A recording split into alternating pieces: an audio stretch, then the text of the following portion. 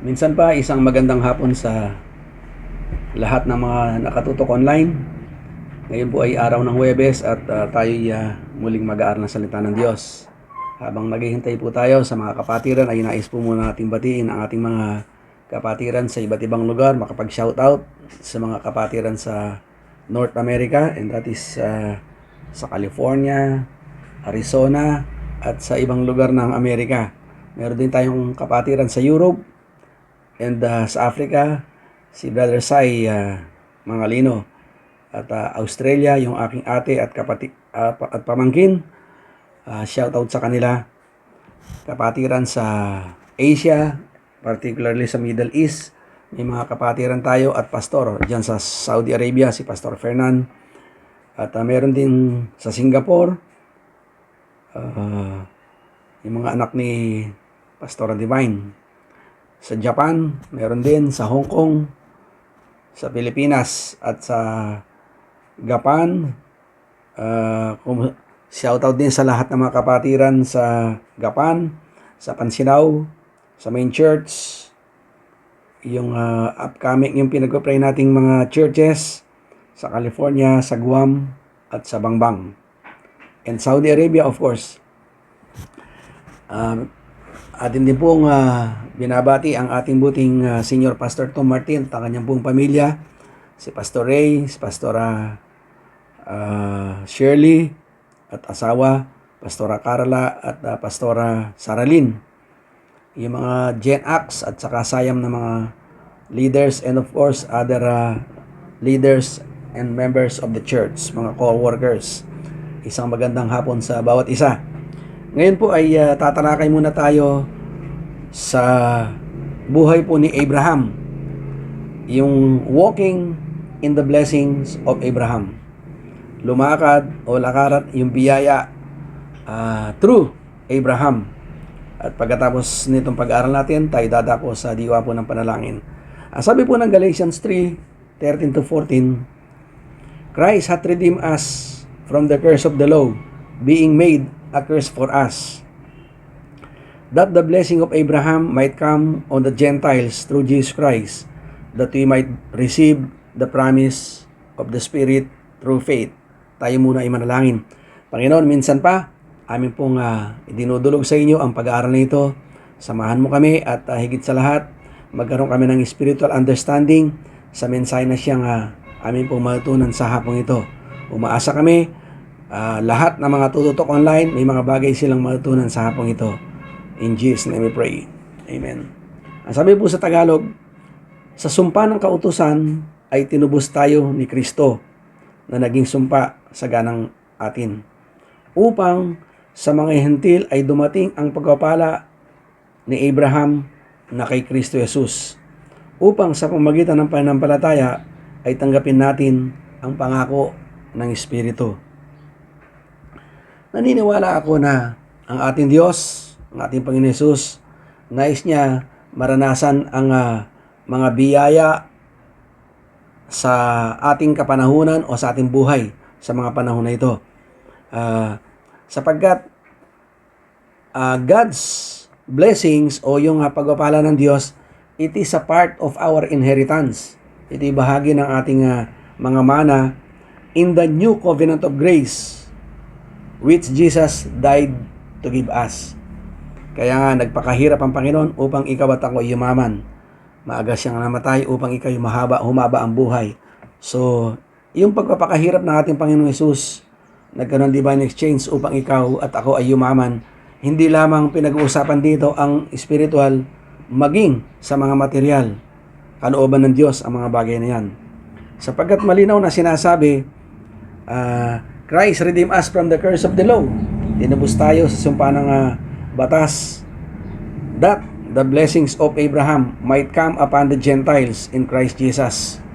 So upang dumating ang mga biyaya at pagpapala sa mga hentil through Jesus Christ.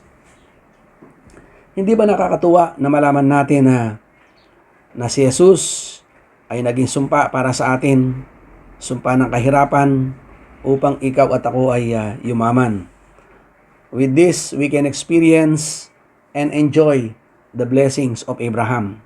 Walking in the blessings of Abraham ang ating pinag-uusapan. Ang sabi dito, hindi lamang niya gusto na maranasan natin ang ordinaryong pagpapala. Sapagkat malinaw na sinasabi dito, tingnan po natin, if you are Christ, kung ikaw ay kay Kristo, then you are Abraham's seed and heirs according to the promise. Kung ikaw ay kay Kristo, kayo ay binhi ni Abraham at mga tagapagmana ayon sa pangako. Ngayon ang tanong ko, do you really belong to Jesus? Kung ikaw ay talagang kay Jesus, then you are an heir according to the promise. Tagapagmana ka ayon sa pangako ng Biblia. So, let us bear in mind that every believer in Christ is an heir. Ang bawat mananampalataya kay Kristo ay tagapagmana. Pastor, ano po bang kayamanan na meron? Hindi lamang spiritual, sabi ko, bagos pati mga material na bagay. Whenever you hear the word heir, it speaks of inheritance. Ito yung nagpapahiwatig ng mana that you don't work for. Yung mana na hindi mo ito pinagtatrabahuhan. An inheritance that is yours. So, ang mana na nakalaan para sa iyo, sabi dito, an inheritance that is yours, not because of what you do, but because of whose you are. So, ang mana na ating tatanggapin, hindi dahil sa ating ginawa, kundi kung sino yung nasa atin, doon magsisimula ang kayamanan. So, the inheritance is really received through grace, through God's unmerited favor. So, yun, biyaya ang ibibigay ng pagpapala ng Diyos sa atin. Narinig ba niyo ang pagtuturo minsan? We already received all the blessings in spiritual realm. So, yung mga pagpapala ay nandoon na lamang sa spiritual realm. Para ito yung magkaroon ng manifestation, we have to declare it. We have to claim it. We have to believe it in faith upang magkaroon ng physical manifestation. In this case, as a new covenant believer in Jesus, of course, you belong to Jesus. Now, kung ikaw ay para kay Kristo, ikaw ay tinubos ng dugo ng ating Panginoon, yun ang mana mo kay Kristo and also the seed of Abraham. Ikay kabilang sa binhi ni Abraham. So, ano ba ang pangako ng Diyos kay Abraham? Maraming mga pangako sa Bible, but what is the promise God made to Abraham? Maraming nga mga pangako sa Bible, pero alamin natin kung ano yung mga pangako ng Diyos kay Abraham. At hindi naman natin pwedeng i-claim ito, angkinin, kung hindi natin alam kung paano natin angkinin. So, we need to go to the Bible to interpret the Bible upang in order for us to establish what the promise is, upang ating mapanatag, mapagtibay yung pangako ng Diyos. Ito po, alalahanin po natin at yung pangako ng Panginoon. For the promise that He will be the heir of the world. Itong word na to, the heir of the world, was not to Abraham or to his seed through the law, but through the righteousness of faith. Tatagalogin ko. Hindi sa pamamagitan ng kautusan, ginawa ang pangako kay Abraham o sa kanyang binhi na siyang magmamana ng sanlibutan, kundi sa pamamagitan ng katwiran ng pananampalataya. So in Christ, you are an heir of the world. Kay Kristo, ikaw ay tagapagmana ng mundong ito. Maaring sabihin mahirap ang yumaman sa mundo. Kapag sinabing mundo, sinasabi dito, mundo, daigdig o sanlibutan. Ikaw ay tagapagmana ng mundo, tagapagmana ng daigdig, tagapagmana ng sanlibutan. So, hindi po literal. Let us interpret the Bible. The Greek the Greek meaning of world, yung mundo o sanlibutan, it is cosmos.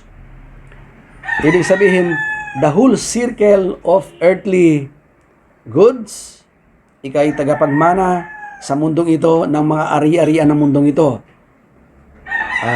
Circle of earthly riches, kayamanan ng sanlibutan ito, pwede kang payamanin ng ating Panginoon.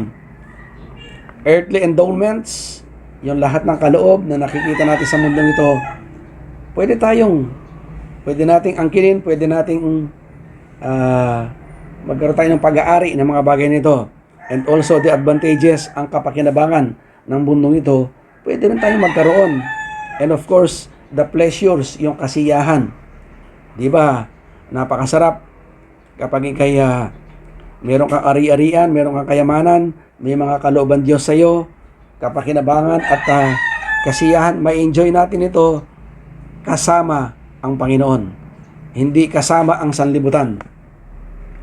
So these are the promise of God made to Abraham and his seed. Yung mga nabanggit ko. So nasabi natin na si Abraham ay lakaran natin yung katulad ng pangako ng ating Panginoon. Ano bang naging pangako ng Panginoon kay Abraham? God's word tells us that Abraham, sa Genesis 13:2 ito Abraham did not just become rich. Hindi lamang siya naging mayaman, but Abraham was very rich. Saan? In livestock, in silver, and in gold. So, yumaman, hindi lamang mayaman si Abraham, kundi sobrang yaman. Mayaman na mayaman sa mga alagang hayop, pilak at ginto, at maraming pang iba. So, natutuwa tayo. God defined Abraham's riches very specifically. So, pwede tayong payamanin ng Panginoon katulad ng pagpapayaman niya kay Abraham. So, sinasabi ko dito, Abraham was not just rich spiritually, but materially. So, hindi masama ang payamanin tayo ng Panginoon. Because the Lord blessed Abraham so that he could be a blessing to others. Kaya pinayaman ng Diyos si Abraham upang maging pagpapala sa iba. So, pwede ka rin payamanan ng Panginoon upang ikay pwede mong pagpalain, o i-bless, pagpalain ang mga ibang tao. Sapagkat you cannot be a blessing to those around you.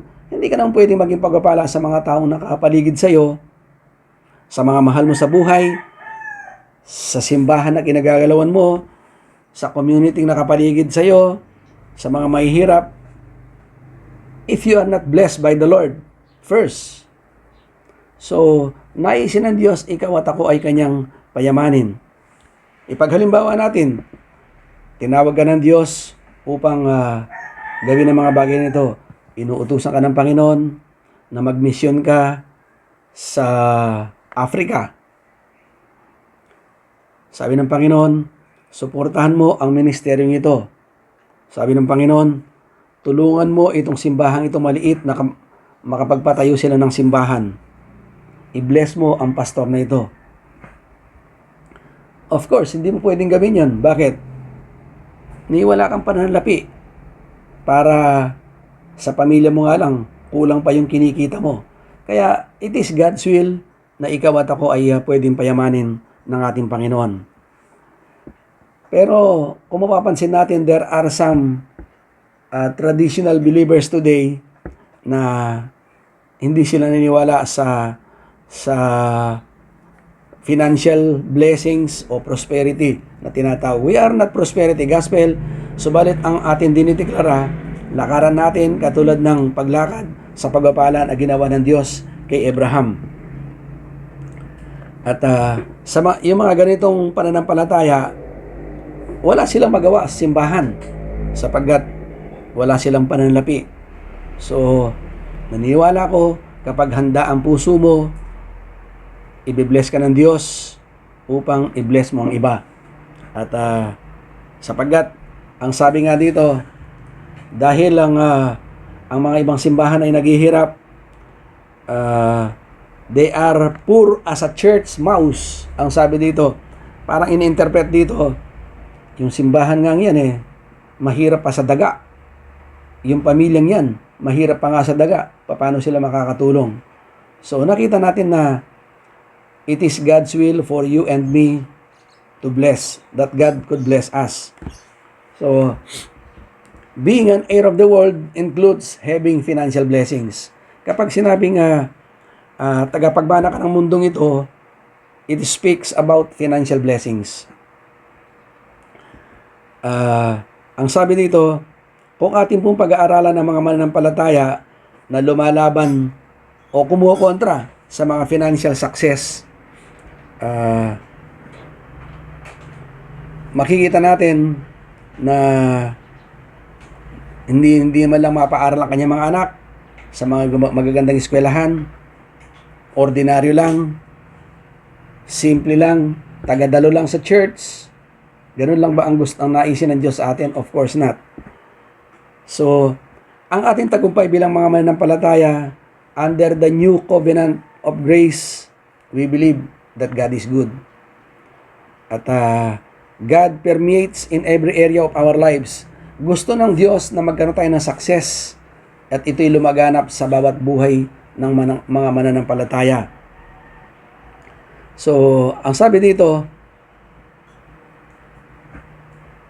ito sinasabi pa ng mga ibang mga mananampalataya, they have no problem with accumulating wealth for themselves and living well, but they have a problem when we tell them that financial success is from God. Kapag sinabi natin sa mga hindi naniniwala sa mga financial blessings, breakthrough ng Panginoon, hindi naman talaga yung kalooban ng Panginoon. Ano bang kalooban ng Panginoon sa atin? Maghirap? Di ba kapag ikay pinayaman ng Diyos at napakaganda ng puso mo, napakadali lang na makapag-akay ng mananampalataya. Minsan ay na-example ko na mayroong pusong handang pagpalain ng gawain ng Panginoon. Supposedly, pinayaman ng isang kapatid si Juan de la Cruz.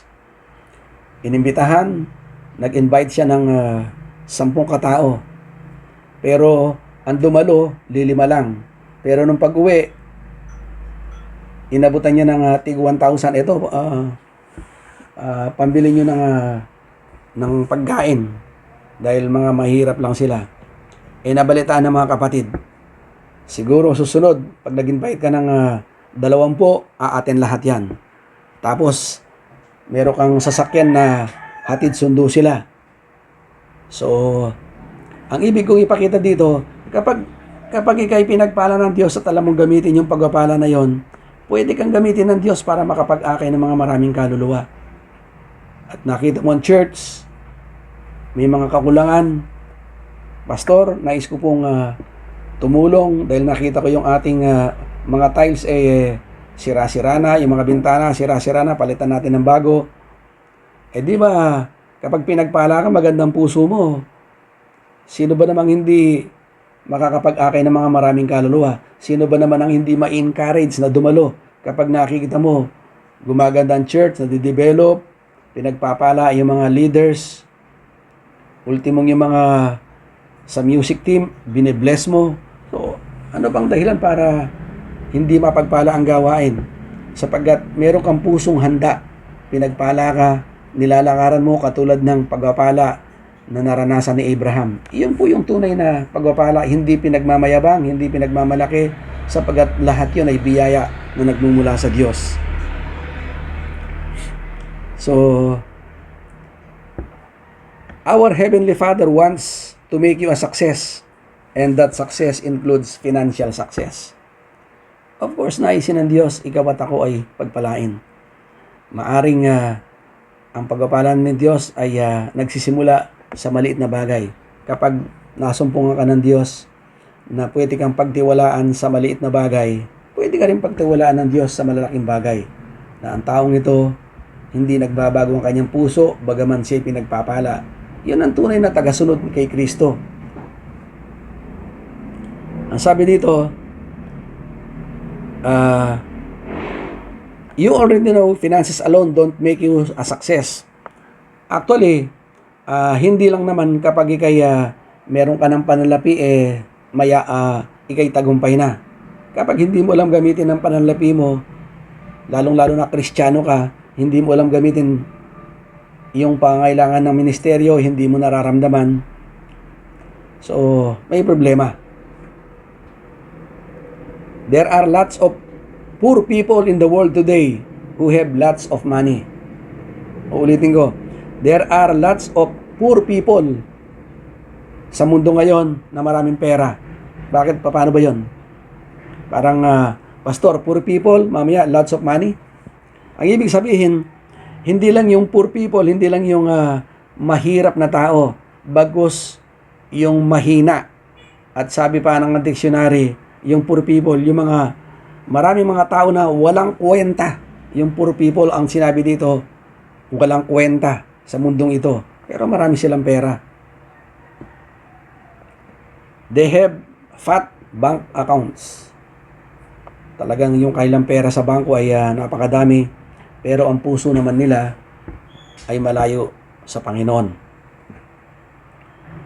Kaya masasabi dito that you and I have something from Jesus that is very superior.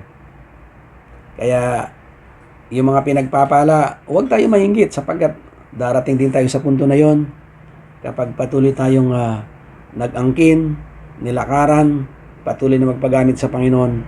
We are more than superior than those who are wealthy in this world. Sila yung mga tinatawag na poor people of this world. Sila yung mga taong, ang sabi ng dictionary, yung poor, hindi lamang yung mahirap, bagkus yung walang kwenta. So, ganun pala yung ibig sabihin ng poor. Ito, pakinggan po natin ang mensahe ng Panginoon. Having more money does not necessarily mean that you love money.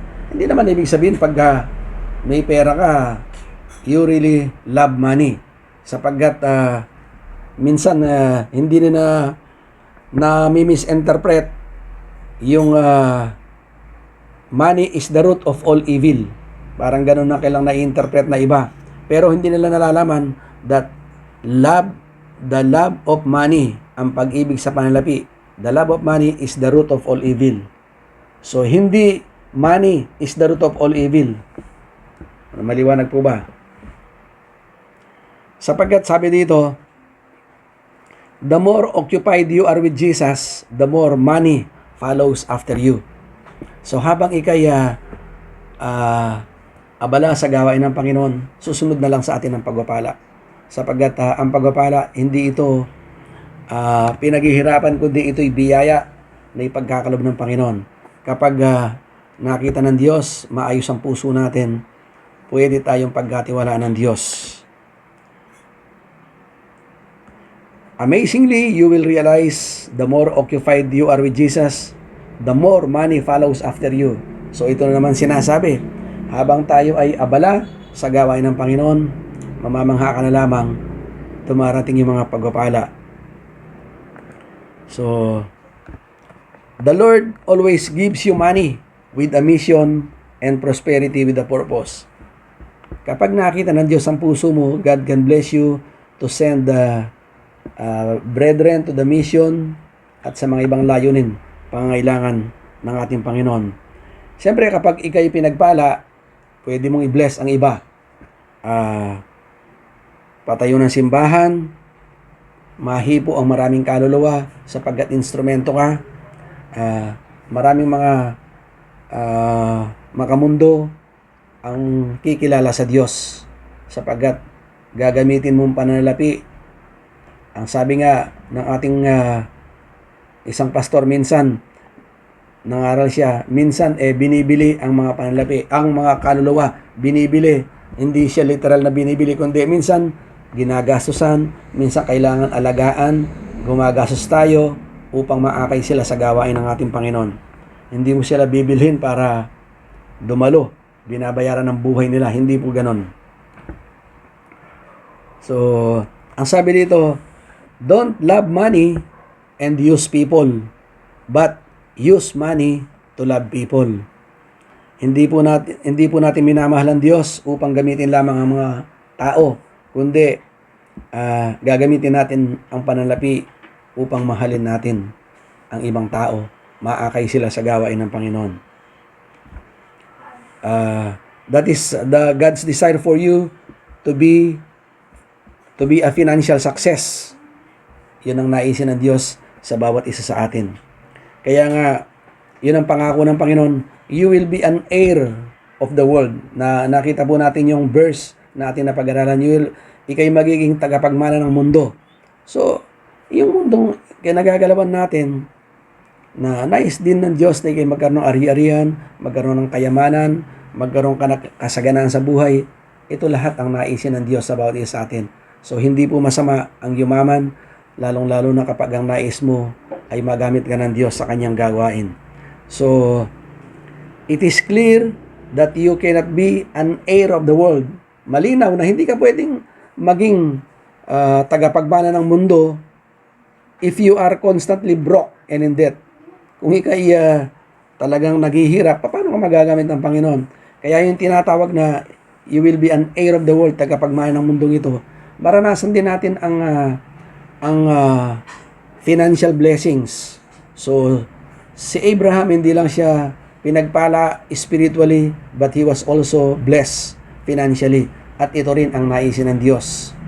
At kapag nagawa natin na tayo naging tagasunod, mabuting tagasunod ng Kristo, dahil tayo pinagpala, dahil tayo yumaman, dahil tayo umangat ang buhay, gamitin natin ito para sa Panginoon, hindi sariling kalakasan lang natin.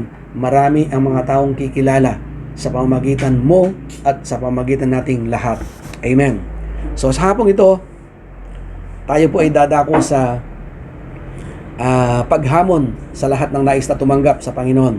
Sapagkat naniniwala ako na God wants to bless you at gamitin ka ng Panginoon. Para magamit ka, una, kailangan ka magkaroon ng ugnayan para sa Kanya. At para ikay magkaroon ng ugnayan, sumama ka sa maikling panalangin ng pagtanggap upang magkaroon ka ng personal na ugnayan at magkaroon ka ng kaligtasan, buhay na walang hanggan na pangako ng Diyos. So if you are ready, sa lahat ng mga nakatutok online, sumunod ka sa maikling panalangin ng pagtanggap. Ariin mo ang mga panalangin na ito ay nanggagaling din sa iyong puso. Let us pray. Panginoong Yesus, salamat muli na ang iyong salita ay naipahayag. Inaamin ko po na nais ko rin pong yumaman. Subalit, una pong kayamanan, nais ko pong tanggapin yung kayamanang espiritual, yung kaligtasan ng iyong pangako. Sapagkat, hindi ko po kayang iligtas ang aking sarili. At sa oras na ito, binubuksan ko po ang aking puso at tinatanggap kita, Jesus, bilang aking Panginoon at sariling tagapagligtas. Naniniwala ako na sa oras na ito, ikaw, Jesus, ay nasa aking puso na. At ako ngayon ay may buhay na walang hanggan. At ang aking pangalan ay nakasulat na sa aklat ng buhay.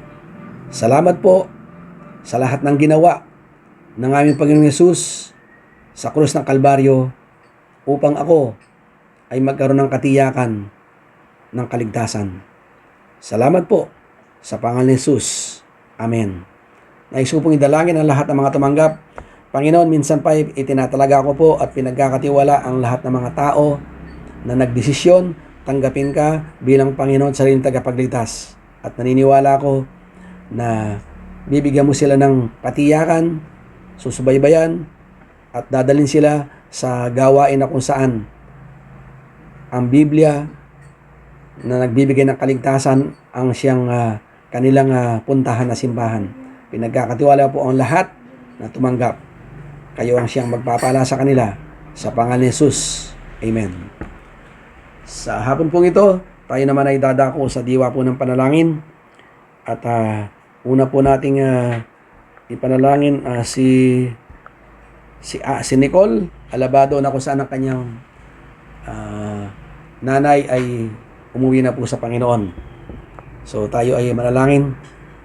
Panginoon, minsan pa kami po ay dumudulog sa panalangin upang pasalamatan ka namin sa lahat ng mabuting bagay.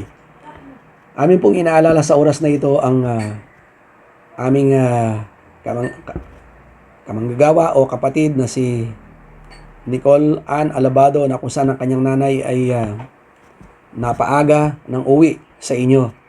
Hindi namin alam ang tunay na kadahilanan, subalit naniniwala kami mas mataas ang iyong kalooban kung bakit nangyari ang mga bagay nito. Maging ito po ay anak ni Ate Perla. We do pray, Father, your comfort, your peace, O God, ang siyang tunay na mailagay sa kanilang puso. Matanggap nila ang lahat ng pangyayari, sapagat ang bawat tao ay may mga kanyang panukat ng kanyang buhay, kaya dapat huwag mong masayang habang nabubuhay kami sa lupa, magamit ito para sa iyong gawain. Patuloy kang kumilos sa buhay ng pamilyang ito. Tigit sa lahat, ang iyong provision ay tunay na i-sustain, ipagkaloob para sa kanila. Salamat, O Diyos, na tunay na nag-aalay po kami ng panalangin, na makaasa kami na sila, O Diyos, ay matanggap po nila ang lahat ng mga pangyayaring ito. Sapagat alam namin, O Diyos, ang iyong pag-ibig, ang siyang tunay na kikilos sa kailang buhay. Ganon din po si Tatang Reste, nag-aalay kaming panalangin para sa kanya. Salamat sa buhay na patuloy niyong dinudugtong, pagalingan ng kanyang physical, ang iyong pong igawad, gabay at patnubay, tatag ng kalooban at pananampalataya, na hindi po magbabago ang kanyang pag-ibig at pananampalataya sa inyo. Pinagkakatiwala po namin lahat ng kanyang provision, na tunay na pagkakaloob po ninyo, Panginoon, na hindi mo siya pagkukulangin ng mabuting bagay. Ganon din po, Diyos, si Sister Divi Lakap, yung kanyang biopsy, we continually declare, O God, ito'y favorable ang mga result, negative, Panginoon, at walang abirya o kapansanan man lang mangyari sa aming kapatid.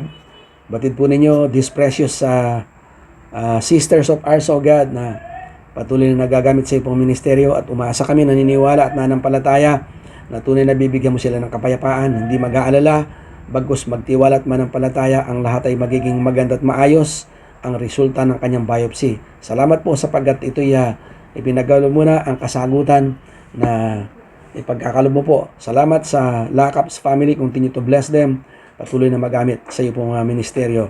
Ganon din po si Lydia Lalo, na kung saan ay nag-undergo po, O Diyos, ng operation. Salamat sa success operation, at higit sa lahat, kalakasan ng kanyang kalooban at mabilis na paghilom, fast recovery ang siyang igawad sa kanya. Salamat din sa mga financial provisions po ninyo para sa kanya. At alam namin, hindi mo sila pagkukulangin ng mabuting bagay. Makapagpatotoo siya kung gaano kayo kabuti sa buhay niya at sa kanyang buong pamilya. Salamat din kay Sister Marlene Mangalus at kay Lyndon Calaw. Patuloy ang pasalamat for restoring their good health, Panginoon. Ma-enjoy nila ang mahabang buhay na inyo pong pinaggalog para sa kanya.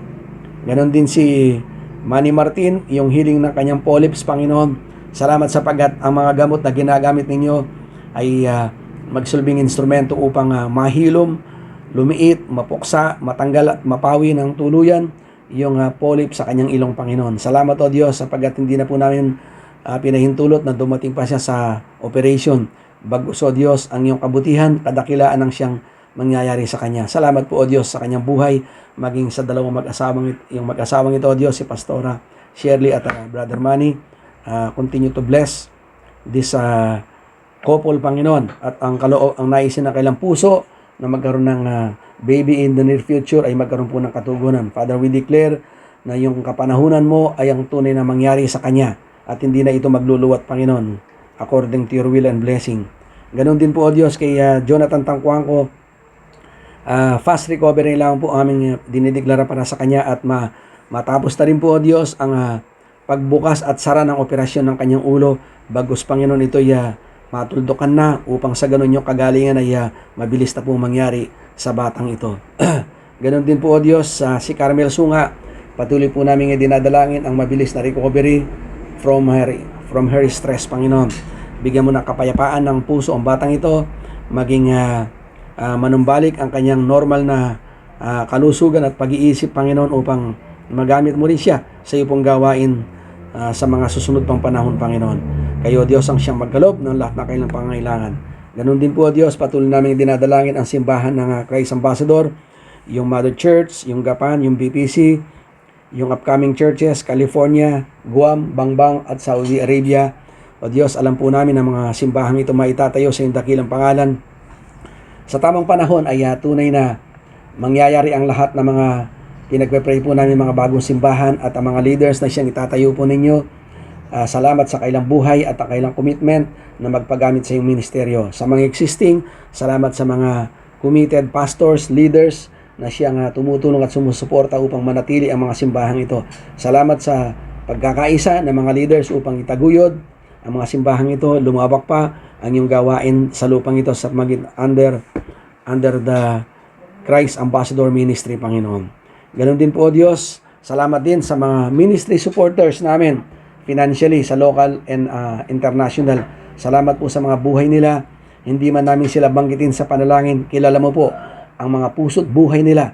Nagdideklara po kami ng mahabang buhay, pinagpalang buhay, pinagpalang trabaho, O Diyos, at malakas at malusog na pangangatawan, pag-iingat at patnubay ang siyang ipag-igawad sa lahat ng ito, Panginoon. Naway kaming lahat ay mahamon na amin pong gayahin, kopyahin ang kailang buhay upang maging pagpapala din lahat kami sa iyong ministeryo. Sapagkat kung kami tinawag na Kristiyano under this church, Panginoon, alam po namin ang aming part, maging masunurin kami, Panginoon, hindi lamang sa panalangin, bagos that even in our financial blessings, Panginoon, ay maging kabahagi din ang ministeryo, Panginoon. Kilala po ninyo ang bawat buhay ng mga tao, may mga kanikanyang mga trabaho, may mga kanikanyang pinagkakitaan, Panginoon. O Diyos, naway ang kailang puso ay tunay na mangusap kayo upang sila rin po ay makatulong, makasuporta sa mga operating expenses ng mga simbahan, Panginoon. O Diyos, dinadalangin din po namin ang aming bansang Pilipinas. Napapalapit na po ang eleksyon at sari-saring mga komento at mga negative ang paninira ng bawat isa. Ang dalangin lamang namin, Panginoon, kayo ang siyang magluluklok sa isang leader na kung saan ang kanyang puso ay tunay na paggamit lamang upang lumawak o masenso, mapagpala ang bansang Pilipinas, makaranas ng kasaganan ng buhay mula sa pinakamahirap hanggang sa pinakamayaman, Panginoon. Na tunay na ang kanyang puso, O Diyos, ay nakahandang magsakripisyo alang-alang sa bayan. Sapagkat pangako mo ang bansang Pilipinas ay pagpapalain, O Diyos. This is a Christian nation at naniniwala kami this will be a testimony for the whole world na ang bansang Pilipinas ay pinagpala mo, Panginoon.